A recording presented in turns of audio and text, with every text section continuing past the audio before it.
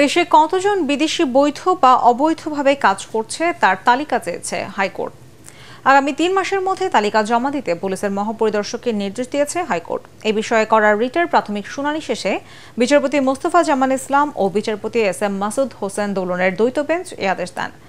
অবৈধ বিদেশি কর্মীদের বিরুদ্ধে ব্যবস্থা নিতে সরকারের সংশ্লিষ্টদের ব্যর্থতা ও নিষ্ক্রিয়তা কেন অবৈধ হবে না তা জানতে চাওয়া হয়েছে রুলে। রিটকারীর আইনজীবী বলেন, এদেশের নাগরিকরা কর্মসংস্থান খুঁজতে গিয়ে বঙ্গোপসাগর থেকে ভূমধ্যসাগরে মৃত্যুবরণ করছে। অন্যদিকে বাংলাদেশে কর্মরত অবৈধ বিদেশিরা প্রতি বছর 10.2 বিলিয়ন মার্কিন ডলার এদেশ থেকে নিয়ে যাচ্ছে।